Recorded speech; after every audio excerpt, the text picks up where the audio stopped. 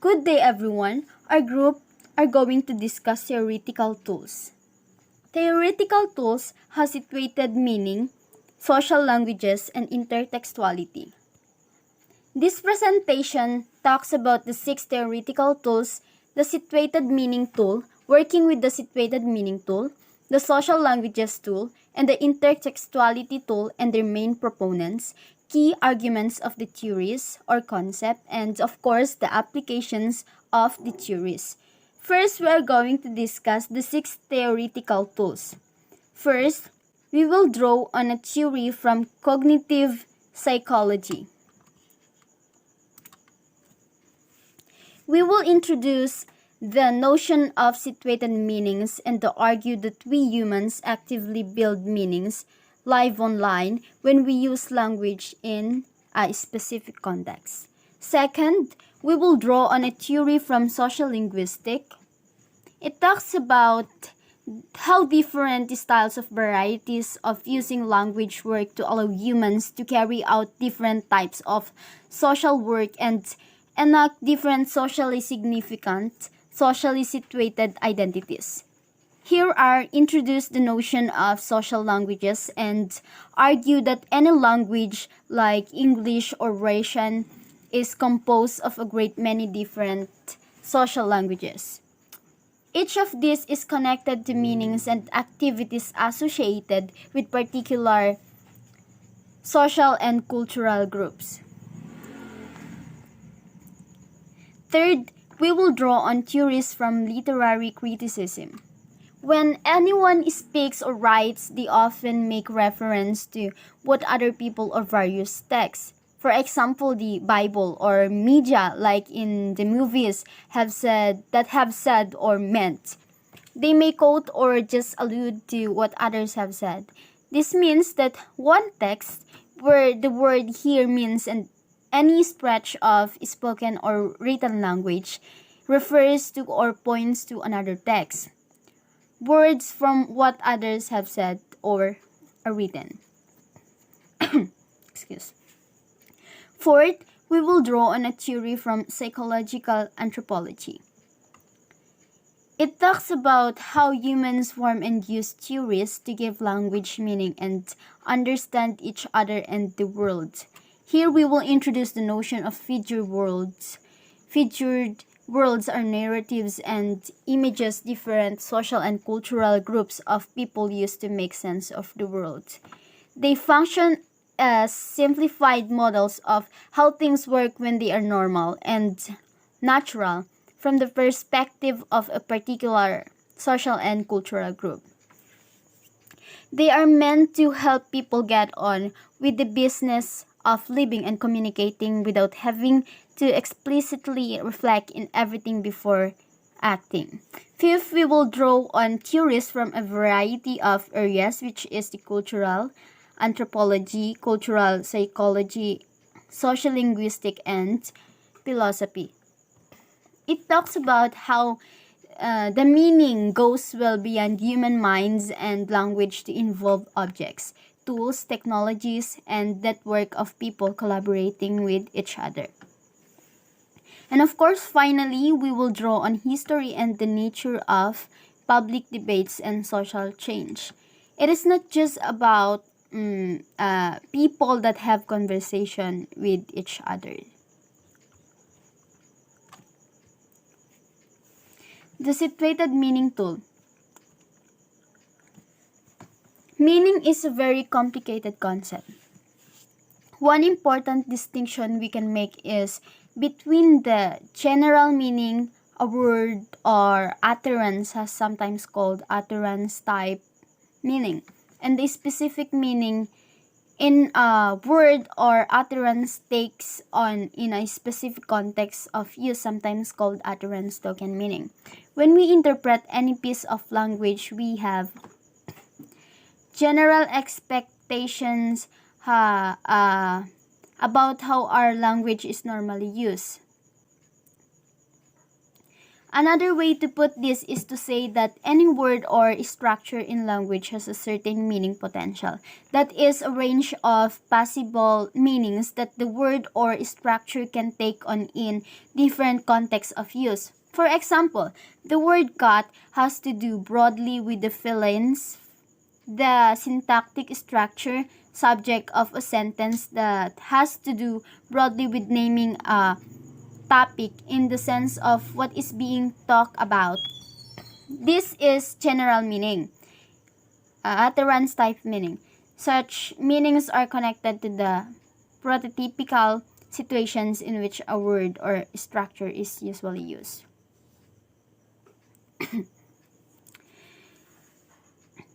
The situated meaning tool. 1. A carnivorous mammal, Felis catus, long domesticated as a pet and for catching rats and mice. B. Or any of a family Felidae, or carnivorous, usually solitary and nocturnal mammals as the domestic cat, lion, tiger, leopard, jaguar, cougar, wildcat, lynx, and cheetah. No one knows exactly how definitions work in our heads, though psychologists and linguists have long studied the matter. Definitions like the one example are certainly not typical of what is in heads. Few people know cats are classified as Felis catus, and not everyone knows cats are carnivorous or what carnivorous really means. And that cats cannot survive with meat, not just that they happen to eat or like meat. General meanings. Meaning by this the range of typical meanings a word or structure has. This is the meaning potential of the word or the meaning resources. It represents such meaning potential or meaning resources can, of course, change as we hear the word used in more context or as people change how they use the word.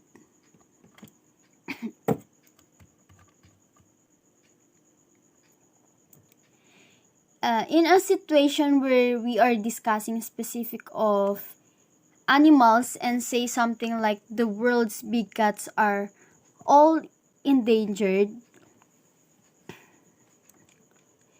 In a situation where we are discussing mythology and say something like the cat was a sacred symbol to the ancient Egyptians. Cat means real and pictured cats as symbol. And in a situation where we are discussing breakable decorative objects on our mantel and say something like the cat broke, cat means a statue of cat.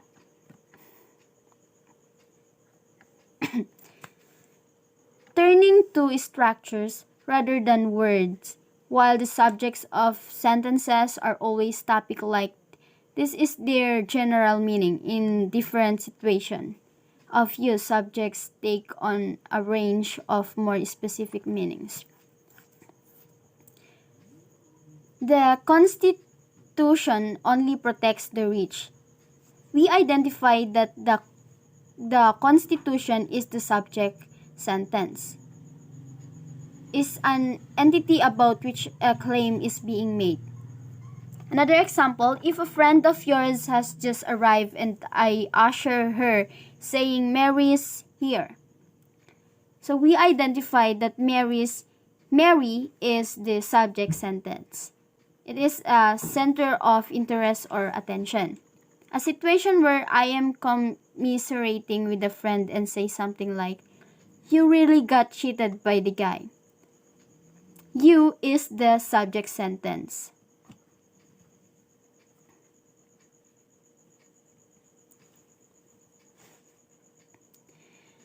So, words do not have just general meanings. They have different and specific meanings in different contexts in which they are used and in different specialist domains that recruit them. In actual context, people do not just look at the meanings of words in their heads like a dictionary. They know the possible range of the meanings of a word. But they also know this can change with new uses. People must, in context, actively make up the meanings of the words and phrases they hear. Often, this is fairly routine since they have heard meanings like this before, but sometimes they must do more work and actively seek to ask what people must mean here and now if they have said that they said in the context in which they have said it. Next, for any communication as of words and phrases, what situated meaning they have. That is, what specific meanings do listeners have to attribute to these words and phrases given the context and how the context is construed? Meaning making is an active process. The situated meaning tool is obviously close related to the filling in tool. Words and phrases is actual context of use do not always have clear dictionary-like meanings. Listeners have to figure out guess what they mean based on what else has been said and other aspects of the context. So do we discourse analysis? Meaning making is not a look-up process. It is an active process. There is one important aspect of situated meaning to keep in mind. One way we as listeners situate the meanings of words and phrases is to use our previous experience of and knowledge of what is being talked about. Speakers have to make assumption about what sorts of experience and knowledge are shared or are shared enough with others to communicate. Okay, working with the situated meaning too.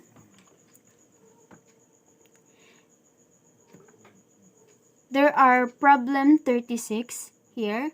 A typical dictionary definitions of democracy is government by the people, a form of government in which the supreme power is vested in the people and exercised directly by them or by their elected agents under a free electoral system.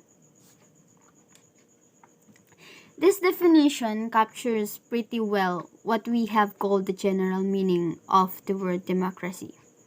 However, a word like democracy is what we might call a contested word. People argue a good bit about what political systems really deserve to be called a democracy.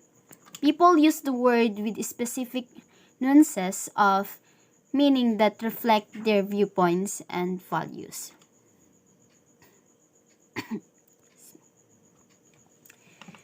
The social languages too.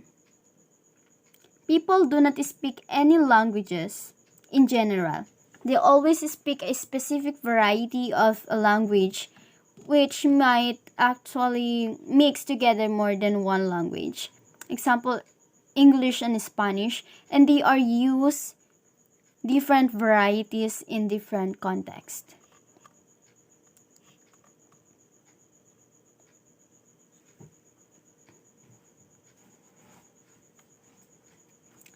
There are social regional varieties of language that are called dialects.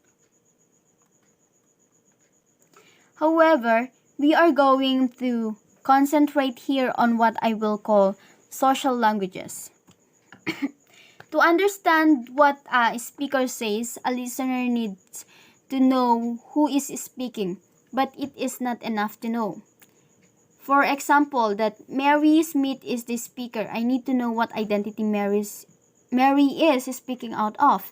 Is she speaking to me as a teacher, a feminist, a friend, or a colleague, an avid bird watcher, a political liberal, or a great many other people, identities, or roles? Some other example is my doctor saying I look stressed just a friend or is he speaking as a doctor? When the policeman says, I think you should move your car, is she speaking as a policeman and ordering me to move the car, or speaking as a helpful fellow citizen giving me advice? Mapapatanong ka talaga sa sarili mo kung ano yung pinopoint ng speakers. Social language is associated with a particular social identity. I will define social languages as styles or varieties of a language or a mixture of languages that enact and are associated with a particular social identity. All languages like English or French are composed of a great many different social languages. Social languages are what we learn and what we speak. Here are some examples of social languages. The language of medicine, literature, street gangs, sociology, law, rap, and informal dinner time talk among friends.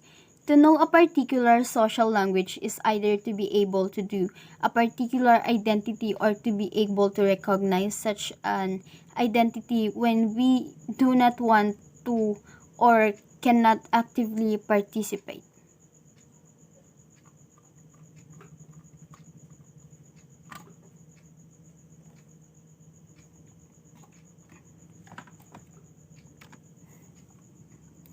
Listeners need to know what the speaker is seeking to accomplish. Within any social language, as the speakers acts out a particular type of a particular socially situated identity, the speaker must also make clear what he or she is doing, what action or activity appropriate to that identity he or she is carrying out. Listeners need to know not only who is talking but what they are seeking to accomplish. So speakers always use social languages to enact specific actions or activities as well. For example, a listener need to know if a doctor who says, "Have you been stressed lately?" is asking a diagnostic question as a doctor or showing concern, or even just making small talk as a friend. If a policeman says, I think you should move your car, I need to know if she is giving me a polite but official order or just offering helpful advice as a fellow but well-informed citizen.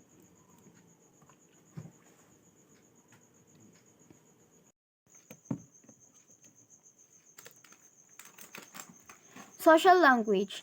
Characteristic lexical and grammatical resources are combined to enact a specific socially situated identity. To know a specific social language is to know how its characteristic lexical and grammatical resources are combined to enact specific socially situated identities. That is, being at a given time and place, a lawyer, a gang member or politician, a literary humanist, a bench chemist, a radical feminist, an everyday person, or whatever.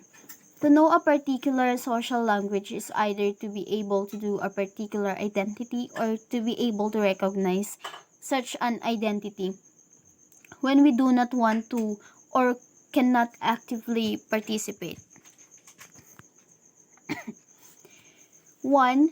Horn warns sure vary a lot in how well they grow. And 2. Horn-worn growth displays a significant amount of variation. The first sentence is a vernacular style of language, a vernacular social language. Everyone who is native speaker of English, regardless of their dialect, can utter some equally good variant of this sort of sentence if they know what hornworms are. Green caterpillar-like creatures with yellow horns. The second sentence is in an academic social language. While every native speaker's grammar contains all the grammatical structures that this sentence contains, not every speaker knows that combining them in just this way is called for the certain social practices of certain academic and school-based domains, what we will later call discourses.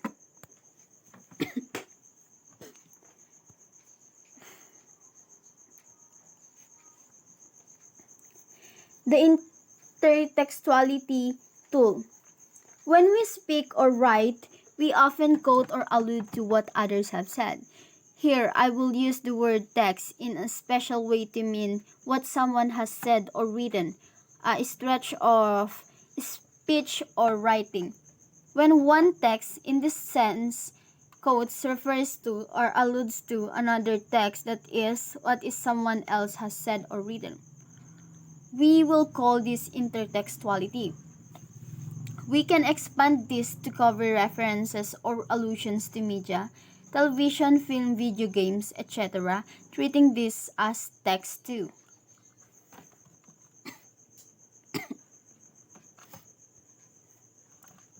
There are obviously lots of ways one text can quote, refer to, or allude to another one. One way is direct quotation, as in, "It's funny that Bob said, 'I'll never give up,' and then gave up." Another way is indirect quotation, as in, "It's funny that Bob said, 'He who never give up,' and then gave up." Another type of intertextuality occurs when a text written in one style, in one social language associated with one identity, incorporates a style of language, a social language associated with different identity. For example, Wired magazine once printed a story with the title, "The New Face of the Silicon Age. Tech jobs are fleeing to India faster than ever." You got a problem with that? The sentence "you got a problem with that" reminds us of that guy, talk we have heard in many movies or read in books. Finally, one text can refer or allude to another text or style of language, social language, by using a mimicking the grammar or phrasing, but not necessarily the words of another text or style of language. For example, I could write a letter in biblical sorts of prose or in a iambic pentameter verse, thereby making reference to the Bible or traditional English poetry, but with very different content. For any communication as how words and grammatically structures, direct or indirect quotation are used to quote, refer to, or allude to others' text, that is what others have said or written, or other style of languages.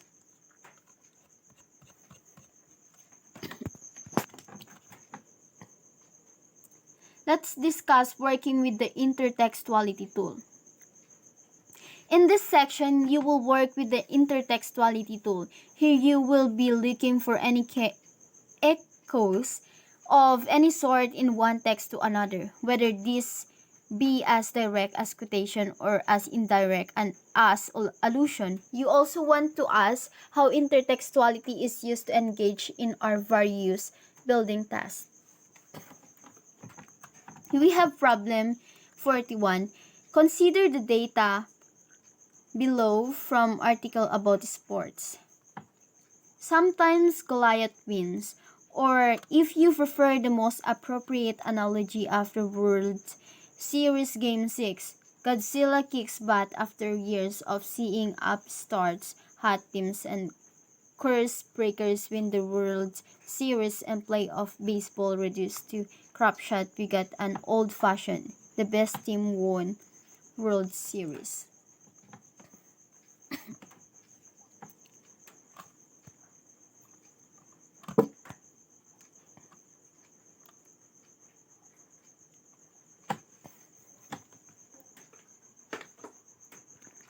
Here we are going to discuss the DA theories and approaches schemata.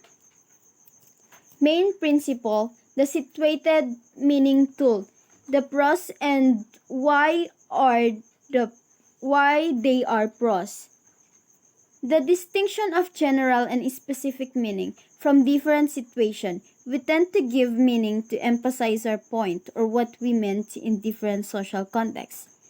The new word meanings with new uses.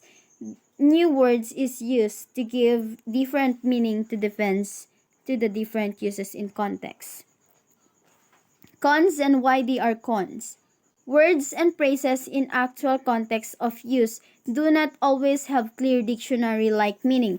Listeners have to figure out or guess what they mean based on what has been said and other aspects of the context. Our idea here, our intended meanings depends on how we use words, phrases, or sentences in a different event, discussion, or situation to convey meaning. Working with situated meaning tool. Pros and why they are pros. This definition captures pretty well that we have called the general meaning of the word democracy. However, a word like democracy is what we might call a contested word. People argue a good bit about what political systems really deserve to be called a democracy. People use the word with specific nuances of meaning reflect their viewpoint and values. In cons, tells us to us what words and phrases mean in a specific context. In many cases, the meaning of words and phrases in context are clear and well within the normal and routine range of meanings these words and phrases typically have.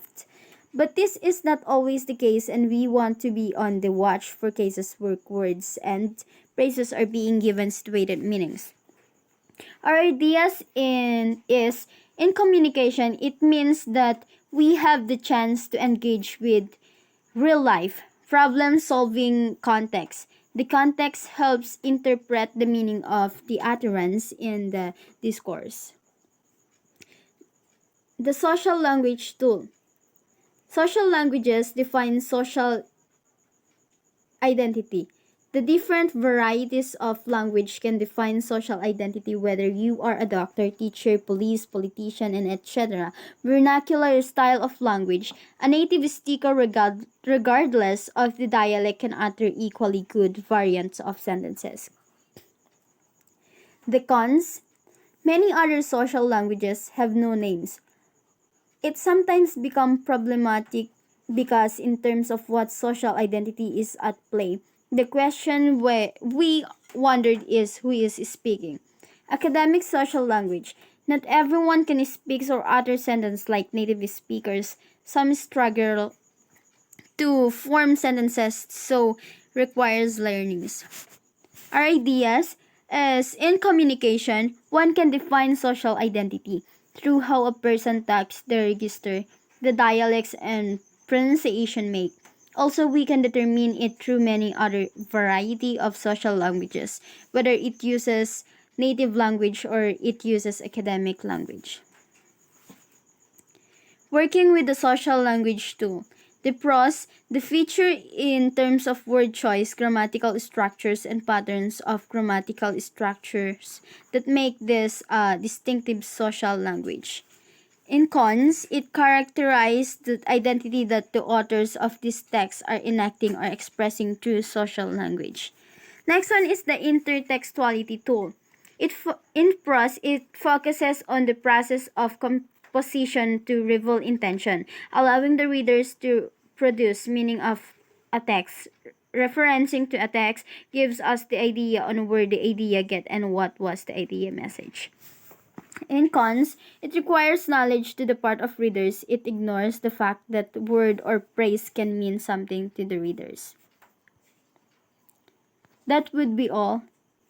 Thank you for listening.